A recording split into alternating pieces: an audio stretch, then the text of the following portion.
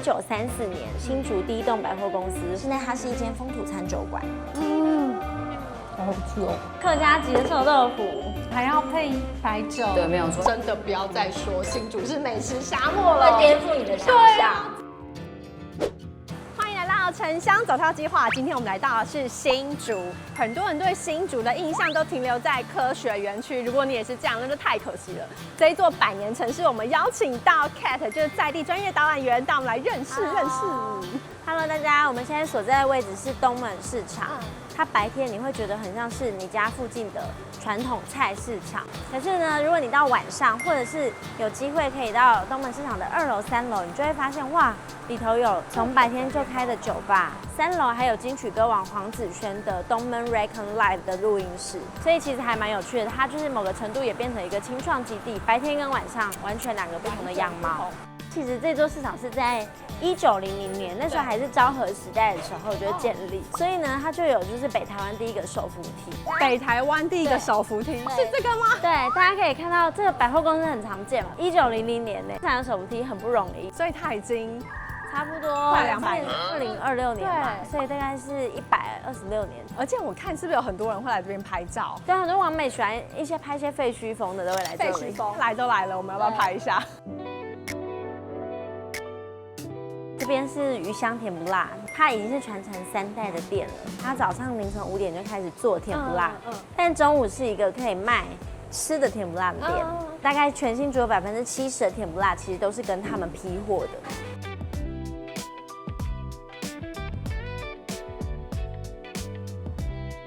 还有一个地方很特别哦，可以看到右手边那边是美乃滋啊，我知道那一间有名的面包店，可是它其实最有名的是卤味，所以它是被面包耽误的卤味店。没错，而且一定要吃它的桂花鸭卤鸡腿，非常的好吃。去了1900年开的东门市场，现在带大家来看的是1934年新竹第一栋百货公司，或者新洲屋，当时其实是叫新洲屋，或者是这个品牌的名字。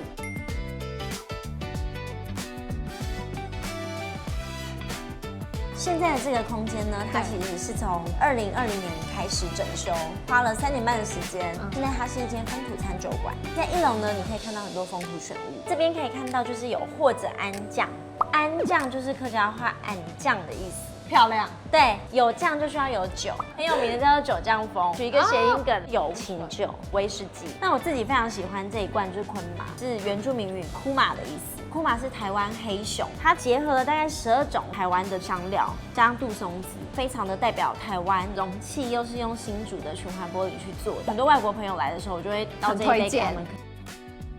哎，很顺口哎，它是清酒，对不对？对，然后完全没有那种呛辣感，然后很香醇。还有一个也是非常新竹的东西，是这一本书封面，你会想到什么？就是米粉，新竹米粉啊，对啊，没有在帮他打广告。对，这一本书是日本有一间叫 Didi 的 Travel 出的海外第2弹，就是新竹好，它记载了新竹非常多好吃的好玩的好去的地方，风土民情。有一页或者新洲屋的餐酒馆，就在2楼。对，等一下我们就可以一起去吃午餐。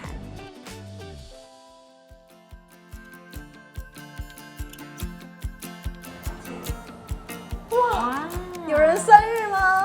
这是我们的鸭肉许愿宝，协议。没错，新竹的很有名就是鸭肉许，对，我们就自主联名一款鸭肉许愿宝，上面有满满的鸭胸肉，里面还有我们或者安酱的紫苏烟熏鸭在里面，旁边附的薯条是很特别的油葱酥口味，新洲屋咸酥鸡腌料跟别人不一样，是用我们的花生腐乳的安酱，很 juicy。这边还有一盘满满的海鲜，就是来到新竹就一定知道有南寮渔港的海鲜。最后这是甜点。对，还有一个甜点新竹，我们一定要试试看客家人的喜白麻薯，还有2杯饮料，自制可乐，这杯是即酿冰咖，用餐愉快。来吹蜡烛。耶，开动！在那个新竹这边会看到非常多的鸭肉小吃，但是把鸭肉做成堡，我们是第一次看到。鸭胸处理的非常嫩哎，通常面包都是比较西式的，鸭肉你就会觉得应该是比较中式的，中式合并，很好吃。薯条说是用油葱酥炸的，因为它是细薯炸的很酥脆，加上那油葱酥的香味加成，忍不住就会一根接一根。这个咸酥鸡听说是新洲屋的招牌菜，好嫩哦！一般外面就是咸酥鸡摊可能都是用9层塔去炸出那个香气，可是它这边就是用或者的安酱嘛，可是不会抢过鸡肉本身的鲜甜。旁边的这个佐料也是要搭配一起吃的。你有吃得出来这是什么吗？不知道，它是佛手瓜的味道，清爽度整个就会出来。这个海鲜是我每次来这边也是必点的项目之一。听说他们是从南寮造船厂去捞捕上来，然后现在刚好是花枝的季节吗？对，所以吃到的是鲜味。单单看这个酱，它其实是一个台西融合的酱料，因为它用的是剥皮辣椒去做沙沙酱。它有一点辣度，可是不会到太呛辣的那种，对，就是一个香气。这边的客家麻鸡非常好吃，好好吃哦。怎么样？花生粉跟糖粉的那个比例调的极好，你不觉得吃起来就很幸福、很疗愈吗？我觉得我完全可以看得出来，你比较爱甜点。我超级喜欢这个麻鸡，眼睛在发亮，它的板的软 Q 程度是刚好的。对，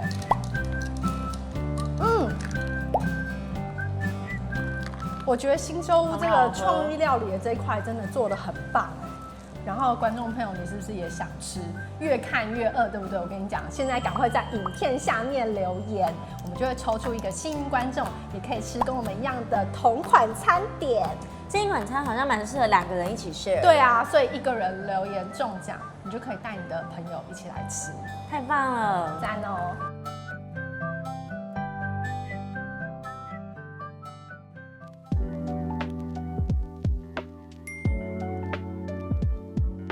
再来要介绍的是或者工艺橱窗，它其实也是一栋老房子，将近70岁。它过去曾经是金菊美发，以前人家要来 settle 发型，就会来到这一栋建筑物里头。那它现在是一个以器物来感受美好生活的工艺提案的场域。到2楼有看到一些台湾及日本的这些工艺家的作品，3楼有一些展示，然后再到4楼是真正可以用器物，可以拿着这些个杯子，感受到职人的温度，饮用饮品。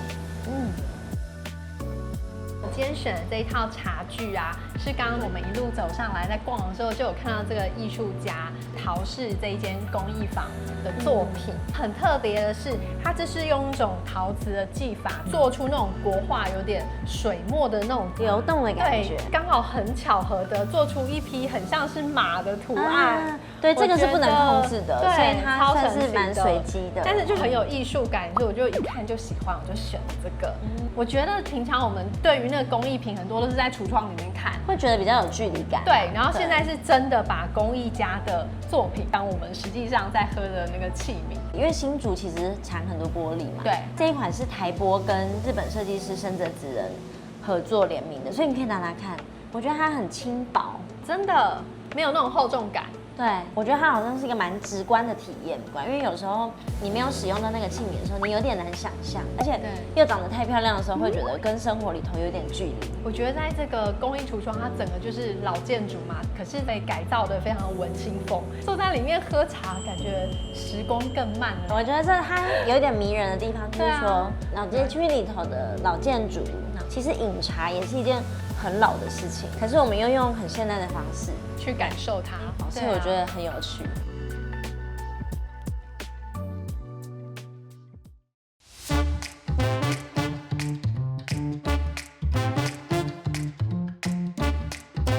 来到我们的最后一站，这次我们就是用台湾人最喜欢吃的臭豆腐来做一个结尾，而且一定会颠覆大家对于新竹美食沙漠的刻板印象。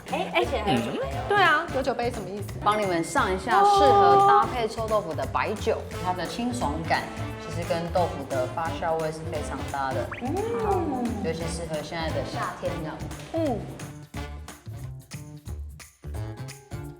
好喝哎，没想到带一点点微微的发酵味。吃臭豆腐还要配白酒，对，没有错，因为其实臭豆腐也是一种发酵食，对它的感觉这样。但是我们是传承最传统的发酵方式，用苋菜跟中药材。那这一道呢是我们明月大饭店肉燥。明月大饭店呢就是我妈妈的餐厅，就是大家想象的干面上的肉燥，客家酸菜炒猪脚肉，我妈妈的手艺这样，有一个创新的呈现。那这一道呢很 fancy 的吧，它叫 fancy 臭豆腐薯条，切成长条之后，打上我们自己的辣粉，吃起来就很像薯条的感觉。这3道都完全不同的风格，然后各有所好。今天难得来到新竹，我们客家庄，所以就提供比较客家口味的料理给大家，这样慢慢享用。客家级的臭豆腐，好，那我们就来享用喽。哇！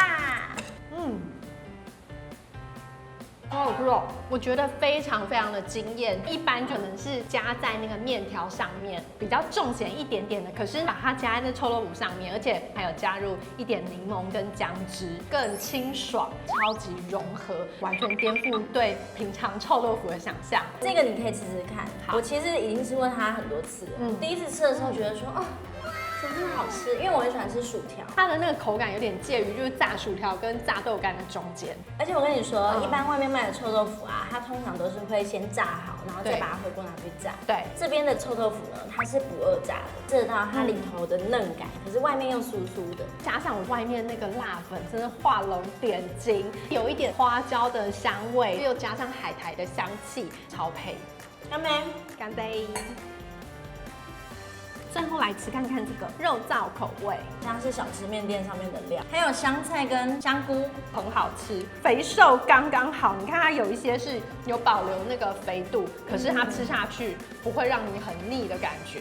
肉燥其实是台湾人就是很常吃的东西，我们在大街小巷里头都会吃到。香菇、香菜这个也是台湾小吃的一个经典，把它混合在一起，它就变成一个很创新的料理。我觉得 fancy 豆腐最 fancy 的地方，其实是在它的创意料理的展现。今天走逛这一趟新竹，走到了每一个景点，都让我觉得很惊艳，而且每一站吃到的东西都超级好吃，真的不要再说新竹是美食沙漠了，会颠覆你的想象。对啊，真的很谢谢 Kat 今天带我们走了一整天。下次你想要一个深度的老灵魂的漫游，欢迎来到新竹城乡走跳计划，下次见，拜拜。